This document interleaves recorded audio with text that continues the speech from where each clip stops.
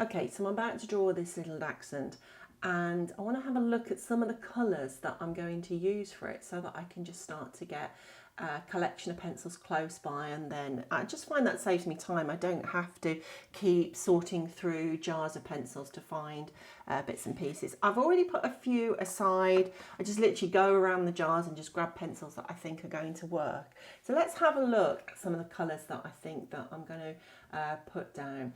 Now obviously, let's just have a look at this this ear first. Obviously there are lots of browns that are going to be going into this dog, into this ear. The sort of browns that I can see coming through here, because I can see pinks coming through, so I'm thinking that I'm going to use a cinnamon colour. This is cinnamon. Thinking that I'll use a cinnamon to bring through some of these pinks underneath, but I'll also need to put some browns with that. Now because I'm using cinnamon, I'm straight away thinking about the Van Dyke Brown. This is Van Dyke Brown from the Polychromos, and actually I'm using all Polychromos today just for a change really. So this is Van Dyke Brown, and it goes really, really well with a cinnamon colour. And I can definitely see around here there's that sort of pink brown colour, so I'm going to be using those together. There are also areas where, so there for instance, and I know that it's coming through in the rest of the coat, there are also areas where I can see that it's a little bit more orange as well. So this is the burnt ochre, and I'm fairly sure if I just zoom out I can see the burnt ochre coming through in lots of places actually. But I'm going to be using the burnt ochre along with the cinnamon to just create that lovely colour that I can see coming through in the ear. So I'm going to be using the burnt ochre to bring through some of these lovely orange colours too. So we've got the Van Dyke Brown down there, and I need to get some darker browns in. Now I'm going to be thinking about using the burnt umber. I've got the burnt umber that's going to go down particularly where the orange colours are. Burnt umber is a colour that works really, really well when I've got oranges. It works really well with the oranges. So where I've got the oranges, I know the burnt umber is going to work quite nicely there. And I can see the burnt umber, not just in the ear actually, but even around here where we've got that brown, that darker brown, but it's around the orange colour. So I'm definitely going to use the burnt umber. I'll also want to think about bringing a darker brown in that will sit nicely with the pink tones. I've got the Van Dyke Brown in around here where I've got those pink tones in, but to go darker still, because I'm going to need to add some darker bits in, this is the walnut brown. So this was the Van Dyke Brown, and then I'm going to put the walnut brown into that as well. And you can see that works really, really well with the pink tones of the cinnamon. So I'm going to be using the walnut brown, and of course to get the really dark bits in I'm going to need the sepia, the dark sepia. So I'm going to put the dark sepia in. You can see that I need to get some really dark bits of brown in there to get the dark sepia. One thing that I'll probably do, particularly around here where it's really dark, is I think I will be bringing a little bit of black into this dark sepia. I don't want this area to look black, but I do want it to look very dark brown. So I'll put a little bit of black in with the dark sepia as well. And that will just get me this darker value, to get me the really dark bits, and obviously around under here as well. So I should be using the black in there. The other colours that I'll be using in terms of the brown sort of orangey colours, I've said I'll use the burnt umber around here, but I'm also going to bring in the burnt sienna as well. I'm going to put that burnt sienna into the orange areas where it needs to go a little bit darker.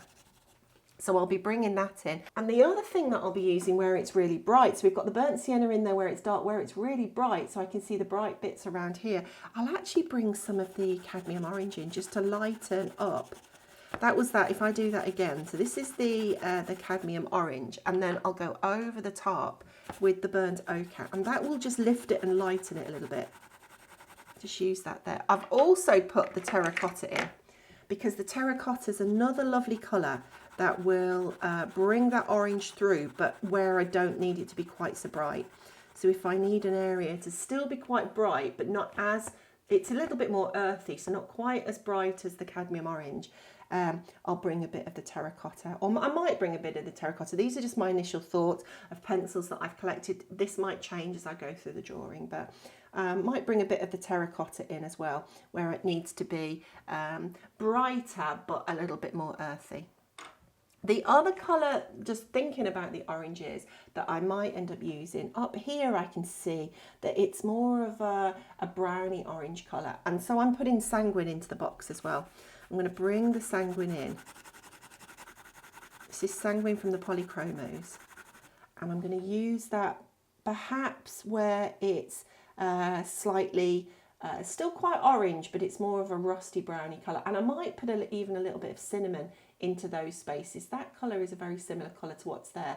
So I might use a bit of the cinnamon in there as well to bring that through.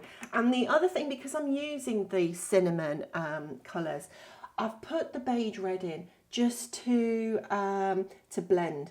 See a little bit of pink coming through, even in these lighter areas.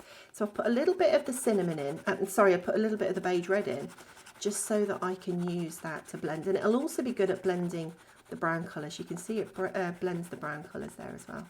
So I've put that in, thinking more of a colour to blend with. The base layer that's going to go down, if we just zoom in here and we have a look at the really tiny little bits, the little highlights on the fur there,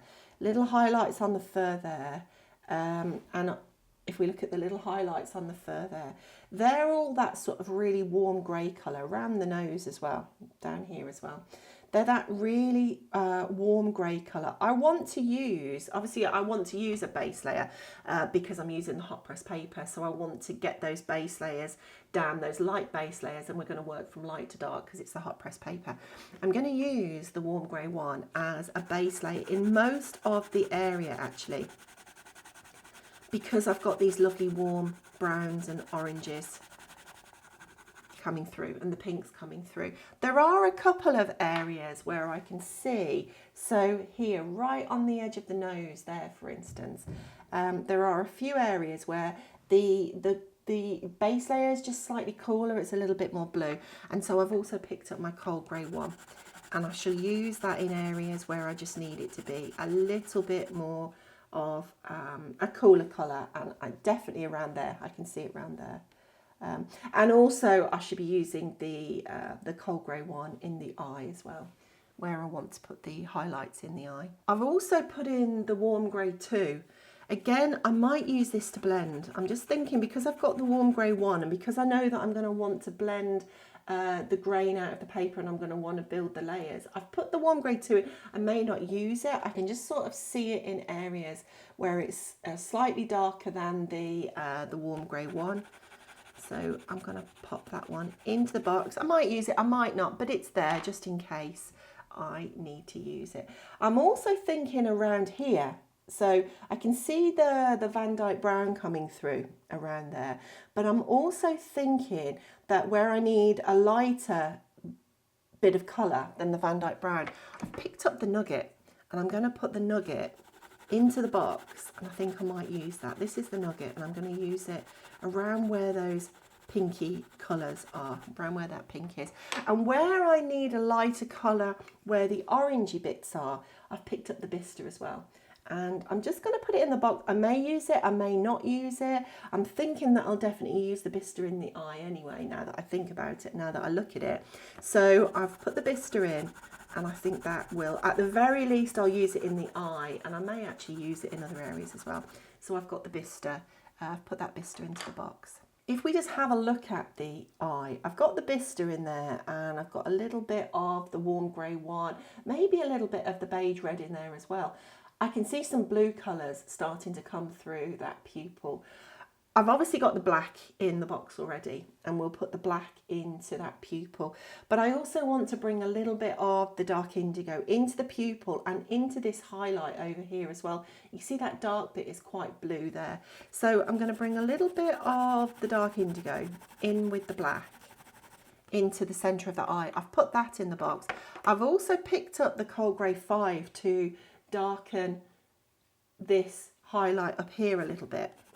So I put the cold grey 5 in. I think I'll use that in the box. I'll obviously also use the cold grey 1, which I've already put down. Blend that with that. And of course, I'll use some of the black in the eye.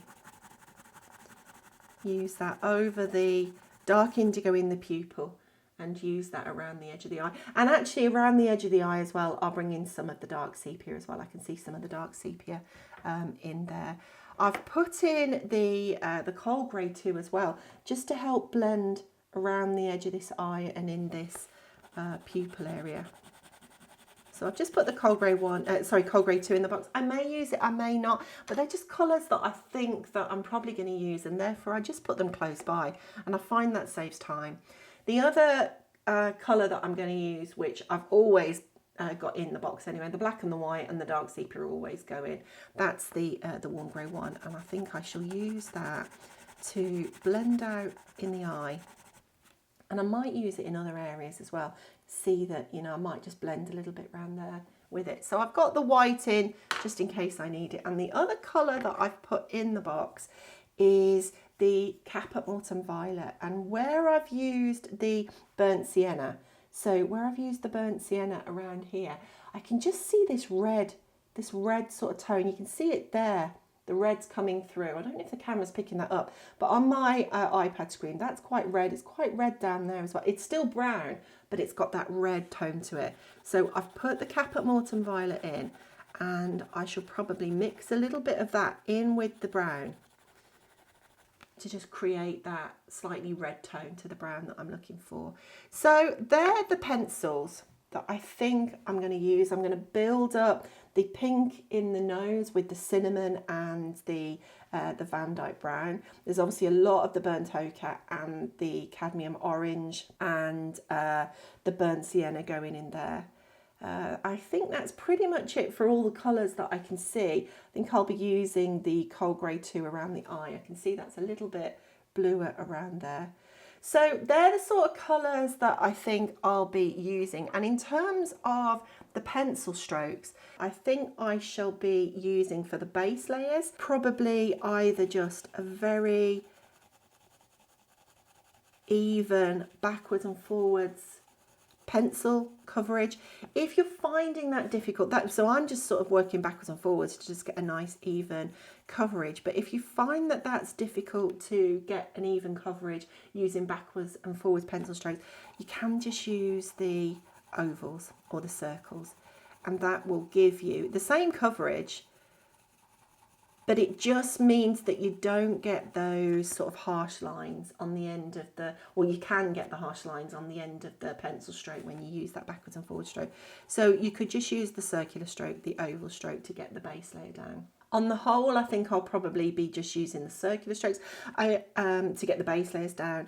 I may use the directional strokes to get the base layers down as well, particularly in areas where I can see, particularly in here, for instance, where there's not going to be much that's going in there, but I still want to get that little bit of texture and detail in. And they're the only other pencil strokes that I'm going to be using, actually, this little directional stroke where I just put the pencil on the paper and then just flick it off. So I'm going to be using that to build up most of the fur and just building up little clumps, just changing the direction of the pencil stroke. You can see I'm just going this way and that way, changing the direction of the pencil stroke every now and again. And I don't want to build up parallel lines. I want to build up almost like little clumps of lines together. Slightly different directions. I've just got my hand rested down on the table. Build those up. Sometimes I want a blunter edge on the bottom and the wispy bit on the top, and then sometimes I want to work the pencil both ways so that I can get a wispy end on both sides of the pencil stroke. They're the only pencil strokes that I think I'm going to be using, apart from I tend to sort of use a dash to go around areas, so like around the eye. I won't just go around the eye with a solid pencil stroke. I find it's more natural if I just outline the eye with a little dash, especially when I want it to look like there's a bit of fur around the outside. So that's it. I think they're the pencil strokes that I'm going to be using, and they're the colours that I'm going to be using. There's not actually many colours that are going to go into, or not many pencils that are going to go into this this little dog's face. But then of course we can start mixing them to get different colours, different tones, and different textures with the pencil strokes. So I think that's it. I'm going to leave that there. If you're going to go on and draw the rest of the dog with me, hope you enjoy that, and I'll see you in part 1. Otherwise, if you're just looking for colours to help draw this sort of colour fur, hope that was useful. If you've got any questions, let me know. Otherwise, I'll see you next time. Bye for now.